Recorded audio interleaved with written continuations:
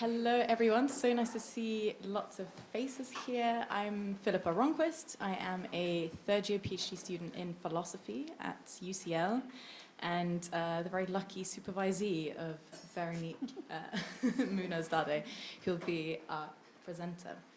So, it's my job to present all the speakers. So, Veronique Munoz-Darde is Professor of Philosophy at UCL. She's also a member of the Department of Philosophy at UC Berkeley. Her research is in practical reasoning, ethics, and political philosophy. In recent years, she's written articles on a range of issues, including aggregation and numbers and practical reasoning, the transitivity of better than, the social significance of risk, the justification of taxation, the nature of regret, and what it reveals about the role of value in practical reasoning, the nature of social goods, such as universities and museums, and the nature and importance of the political ideals of equality, fraternity, and solidarity. She's held visiting positions at the Department of Philosophy at Harvard and at the École des Hautes Études en Sciences Sociales. I thought I'd bring out the French there. She's the author of, more French, La justice sociale, le libéralisme égalitaire de John Rawls. She is currently finishing a book manuscript, provisionally entitled The Regulation of Intimacy. And our two partners in conversation today will be Michael Garnett and Éric Fassin. So Michael Garnett is a senior lecturer in the Department of Philosophy at Birkbeck College, University of London. He's interested in a variety of issues relating to freedom and autonomy, including coercion, manipulation, indoctrination, ideology, oppression, and domination. He's currently writing a book on the nature of psychological freedom. And Éric Fassin is a professor of sociology at Paris 8 University with a joint appointment in the Department of Political Science and Department of Gender Studies and a senior member of the Institut Universitaire de France. His research focuses on contemporary sexual and racial politics with a comparative transnational perspective. Public interventions related to his scholarly work have long been part of his political work as a sociologue engagé. He has two books forthcoming in 2023, La Savante et le Politique, as well as State, Anti-Intellectualism, and the Politics of Race. So I guess join me in welcoming these speakers.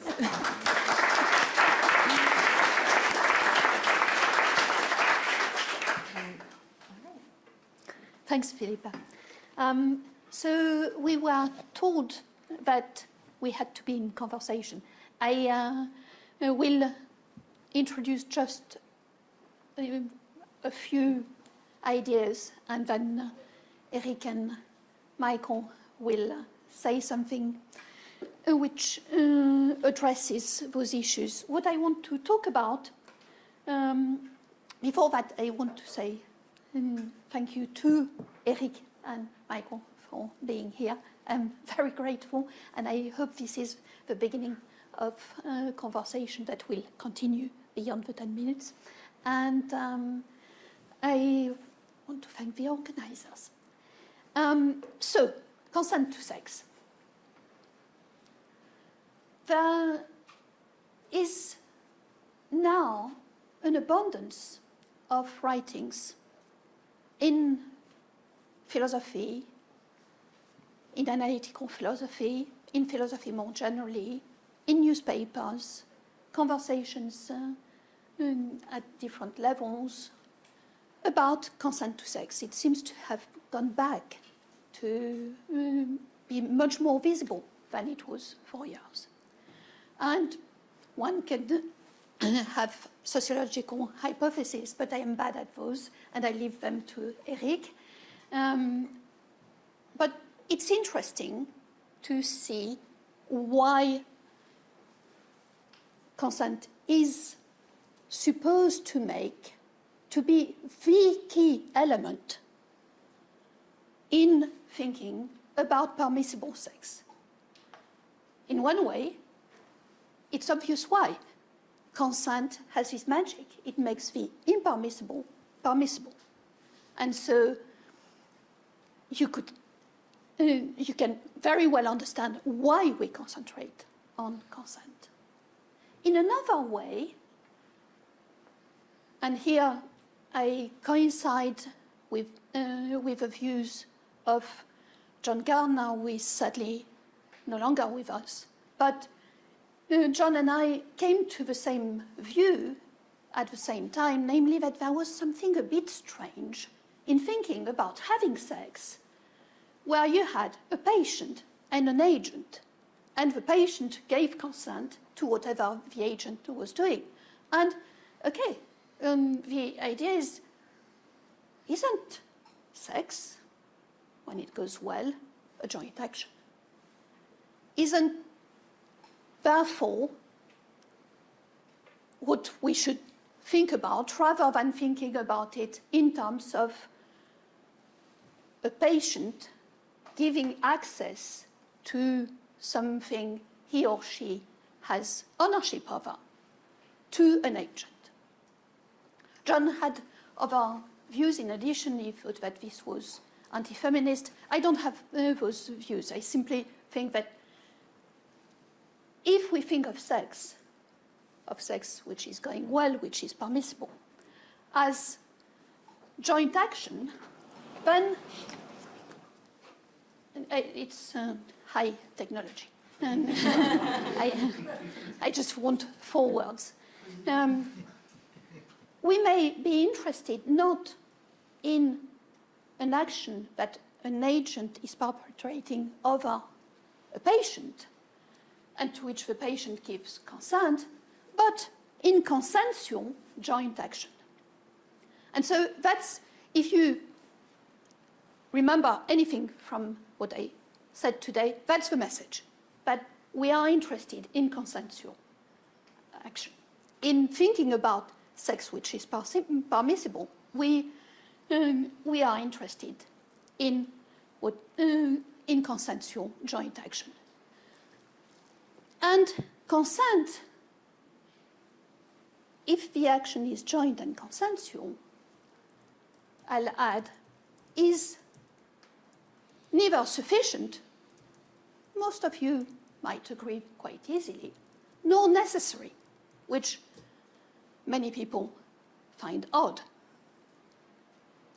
So in an article, strangely, entitled "The Opposite of Rape," John Garnett points that out and says, in good sex, nothing is being done to anybody. What is done, including what is done constitutively by me or you, is now being done with somebody.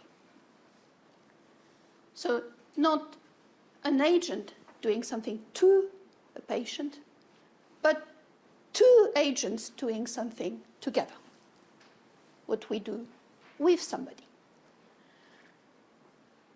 And if we look at the title of the article, we might have a first answer to why people have focused on consent. Garnett says, consensual sexual activity is the opposite of rape. But you might think in rape or in impermissible sexual interaction generally, there is a patient who hasn't given their consent and couldn't have given their consent. So if wrong action is characterized by the absence of consent, the mirror image of that view, the right permissible action, is going to have the presence of consent. And it's that mirror view that I want to pour some cold water on, and that Garnett pointing out that there was something people were missing when they were thinking of sexual intercourse as just something which somebody was doing to someone else who could give their consent or deny it. That mirror image, that mirror view, is what I want to with Garnett to incite you to take with a pinch of salt or to turn against. So, message so far, we are interested in activity in sex which is consensual rather than simply sex which is consented to. But there is a lot of resistance to that. And I am going to give you an example which seems to me important from the legal and political philosopher John Feinberg, who explains, he describes an activity of two people having sex. To read, as preliminary caresses are exchanged, A finds at each successive state enthusiastic encouragement from B, with all coos and smiles, though no words are exchanged and no permission requested. After the fact, he would be rightly astonished at the suggestion that he had acted without B's consent. To fail to dissent when there is every opportunity to do so, while behaving in appropriately cooperative ways, is universally understood in such contexts to express consent. Is universally understood in such context to express consent. The consent is tacit, as opposed to explicitly stated, but nevertheless directly received as opposed to merely presumed, guessed, or inferred, and quite actual as opposed to dispositional, hypothetical, or fictitious. So we don't have consent in a way which is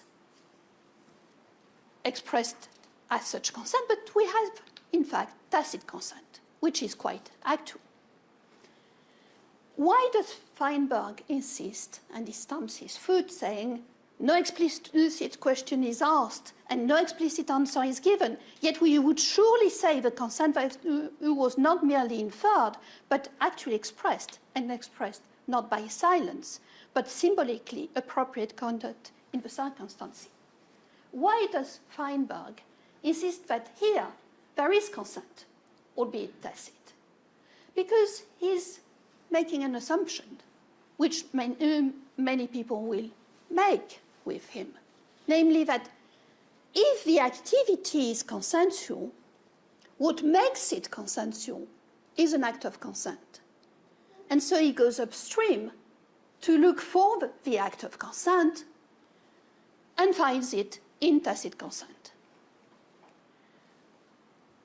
So he infers back from our intuitive that the activity is permissible, as he described it, to the presence of consent. And there may not be an antecedent agreement, but we can see consent in the signs of consent, and the consent is quite actual. And that's what makes the activity consensual. So to respond to this challenge, people like Garnett and me need to show that individual consent is not required to explain the permissibility of such joint action, and certainly is not sufficient to explain them. And as I put it earlier, one way of putting this is to draw a distinction between consensual activity and actions which have been consented to. Now, what is the import of this distinction? I want to go through very briefly the idea of pluralities and just using plurals in order to see that in some cases when we are using plurals and saying we may distribute and say, if we do something, I do something, and you do something. But in some cases, we do something, and it doesn't distribute. And I'm going to suggest that in consensual sex, that is what is happening. So Garnett says the question is not what is he up to or what is she up to, but what are we up to? What is it to take the we as fundamental and not to analyze the activity in terms of what each individual does on her own behalf? According to one tradition, we need to recognize the spatial status, the we, either in thought, a special collective concept, or in the word, a kind of collective agent. But we may not want to go at that level and think in terms of an added entity, a collective agent. There is a more austere way of recognizing the point, taking seriously the logic of numbers and their import. In plural logic, numbers has truth conditional import. Now,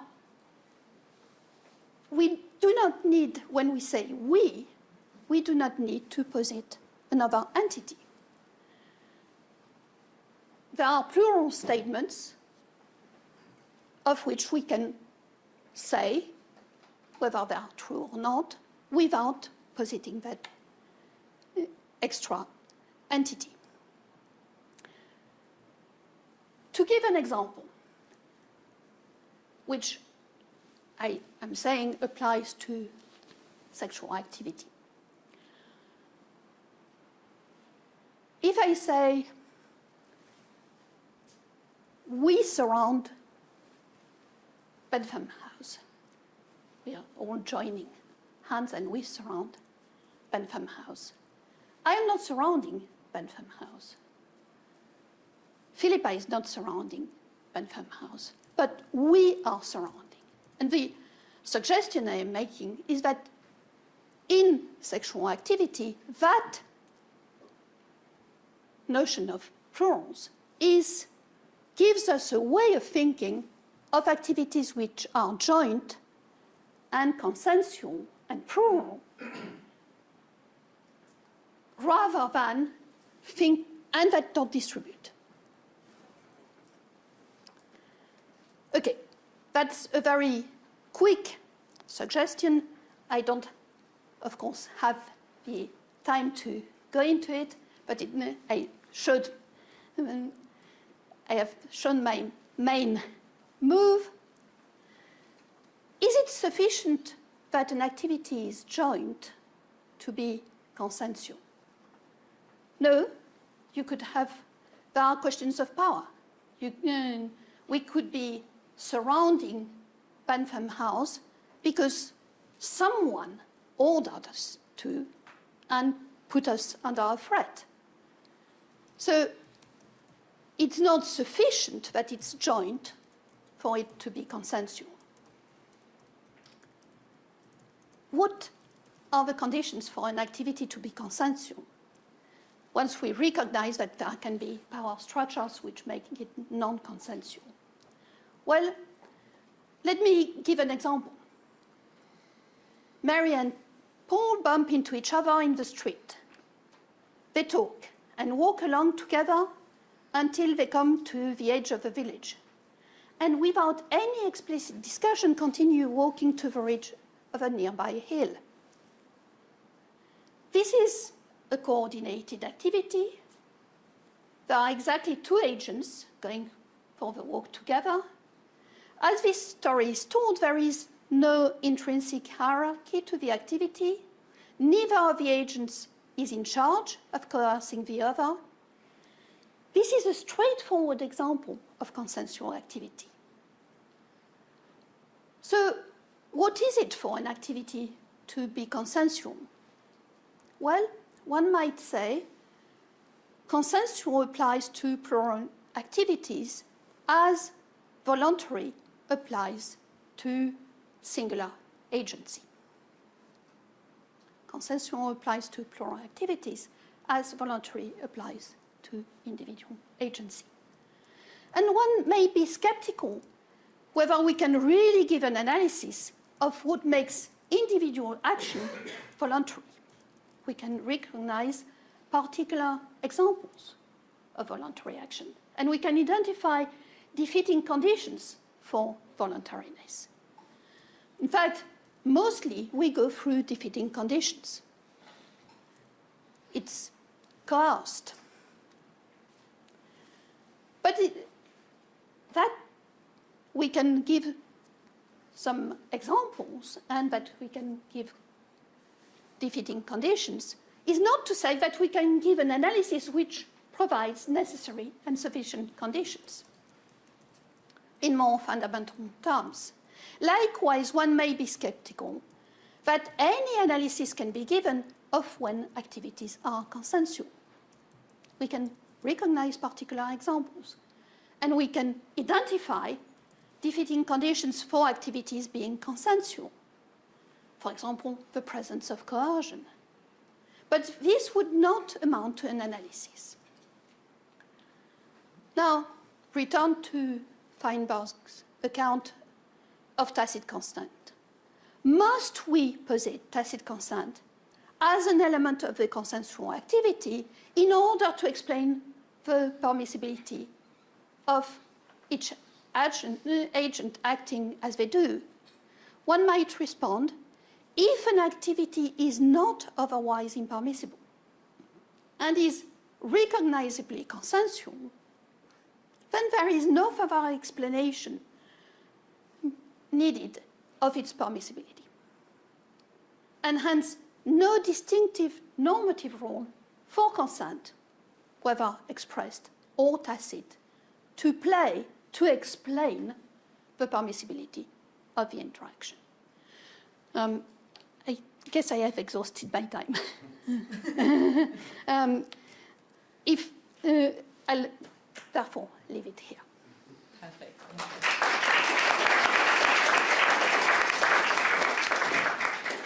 Thank you so much, Veronique. And with that, I hand over the word to you. Will you? Do you know? As you prefer. Go ahead, Michael. Thank you so much. Thank you, Veronique, for the invitation and for the really interesting thoughts.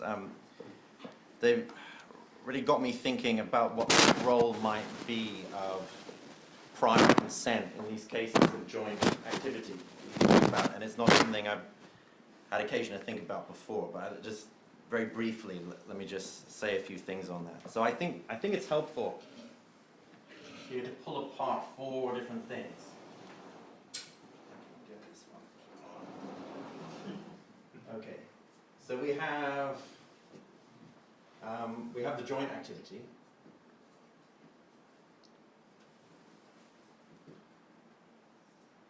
And then we have the voluntariness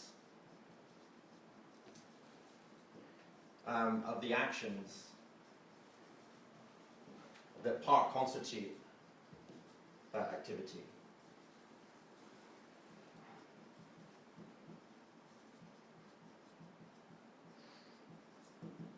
And then we have, at least in some cases, prior consent to the activity.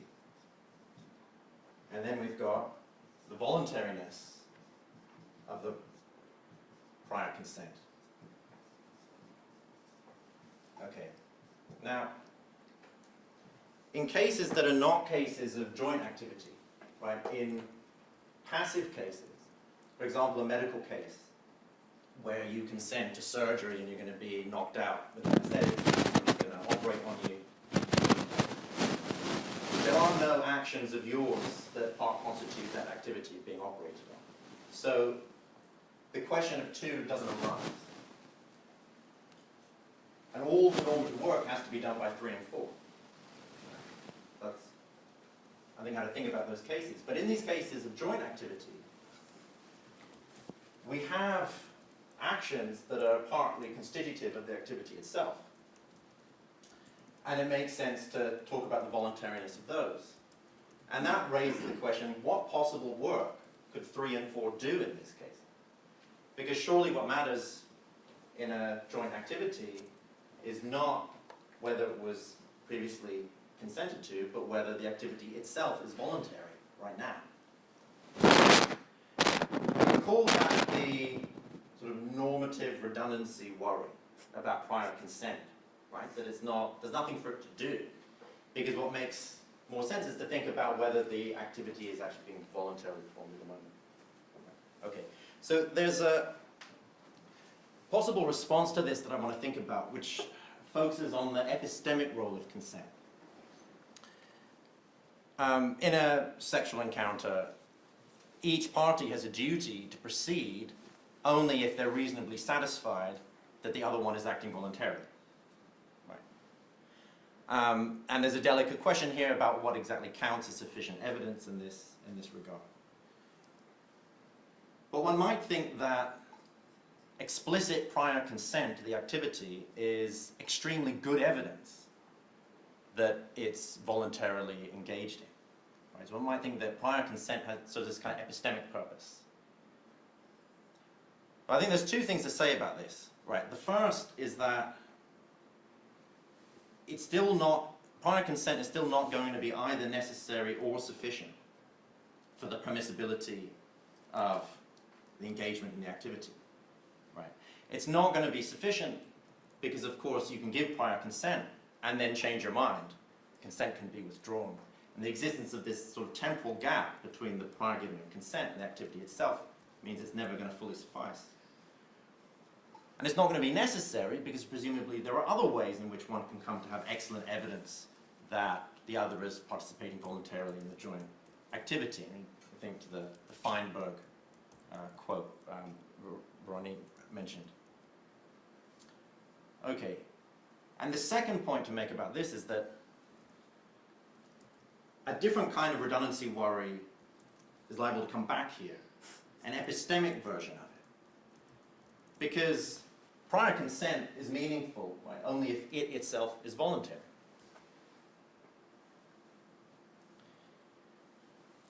And so we might think that if you're epistemically well positioned to determine whether the prior consent is voluntary, then why aren't you epistemically well positioned to determine whether the acts themselves that constitute the joint activity are voluntary?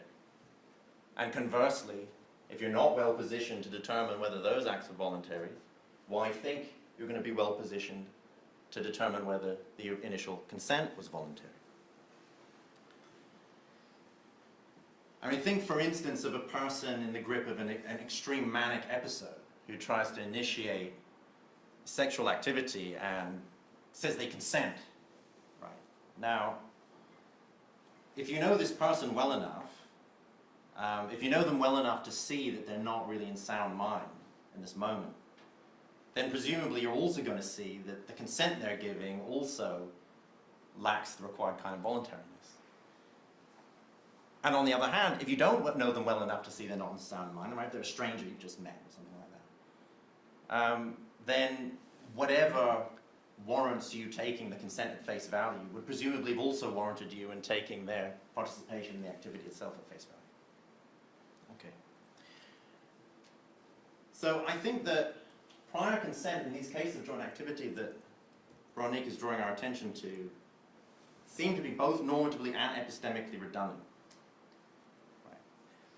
But, and this is the last thing I'll say, and it's a very big but. We were waiting for it.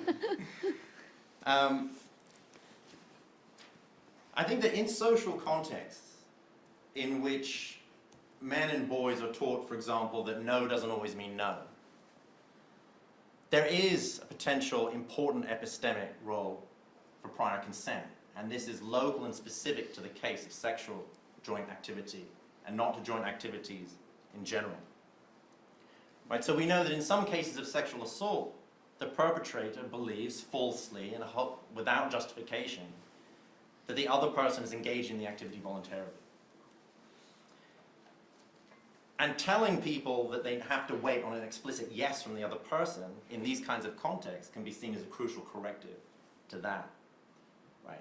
So, although in general, I want to say that these kinds of joint activities whereby someone is an active participant, right, they're performing actions that constitute the activity.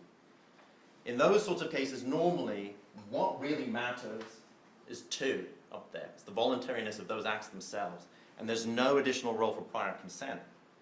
In the specific case of sex, where we know that many people are subject to certain types of ideological distortions, which make it likely that they're going to reach false conclusions about the voluntariness of the other's engagement in the act, there is potentially an important role for explicit prior consent.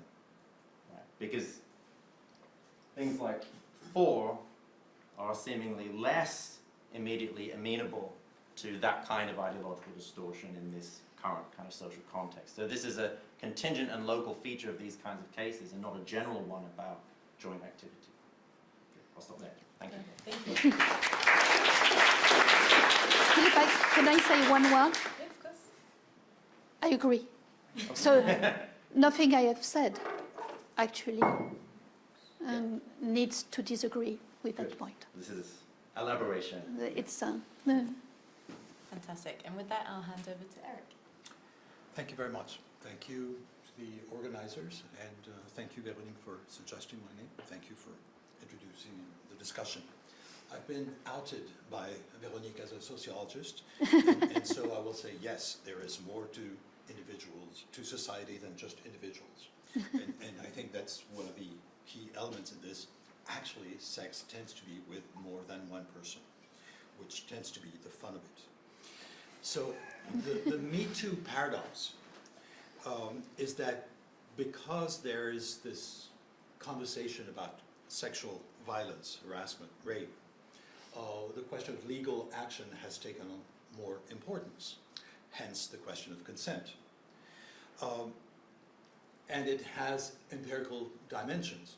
For example, on campuses, the question is, was the person drugged? Was the person drunk? So these questions of consent are not just hypothetical.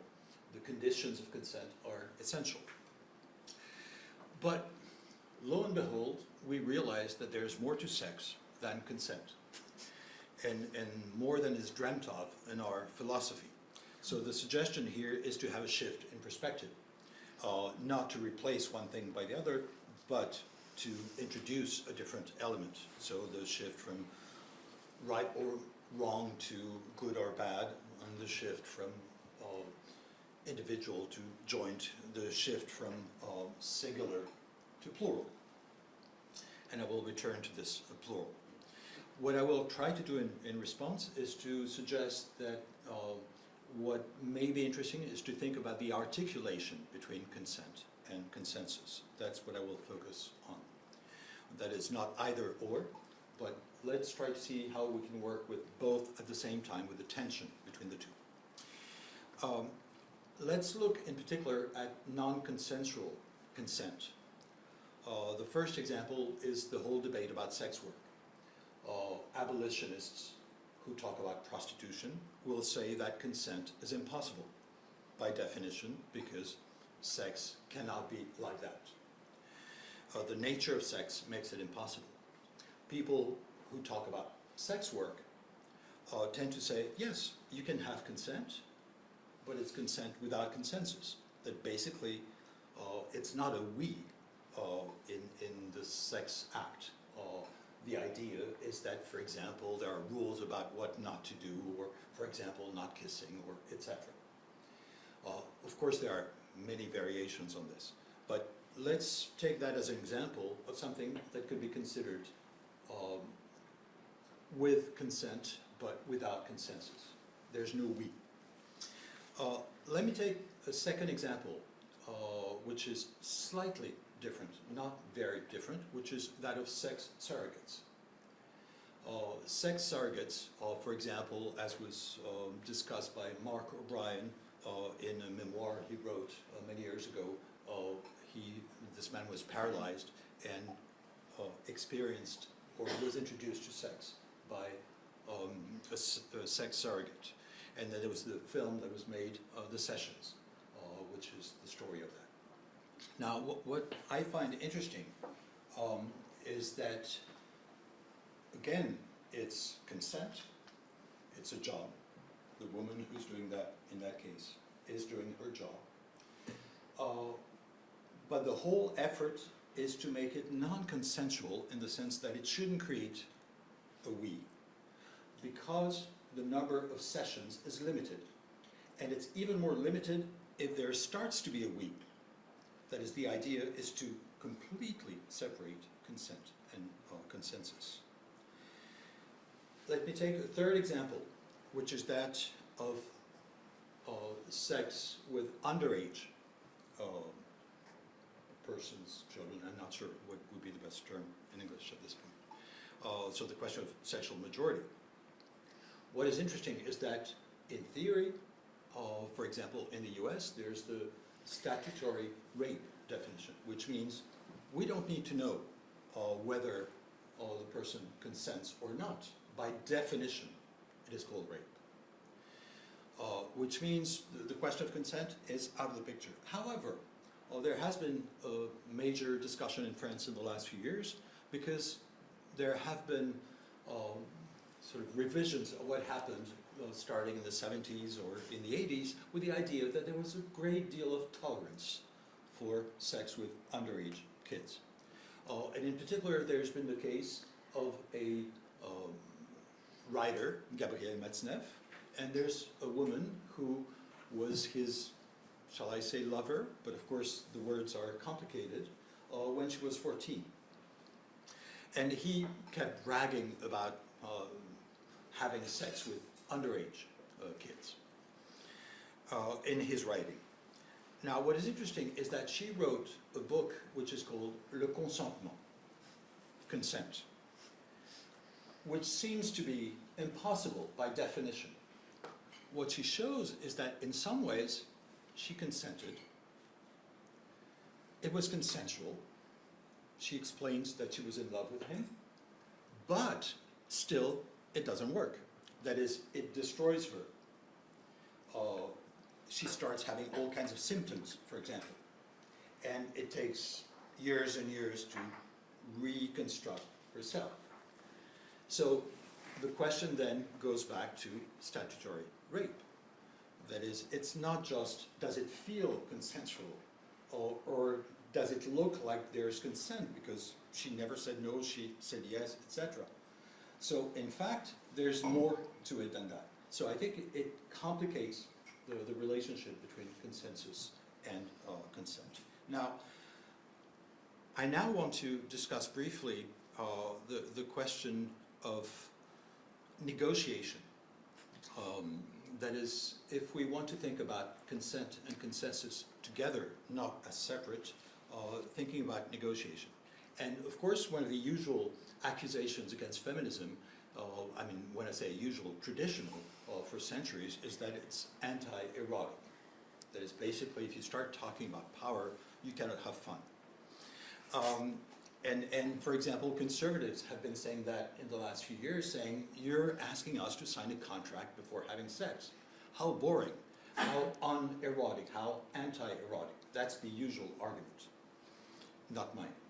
Well, let's take the example of the sex wars in the US in the early 1980s.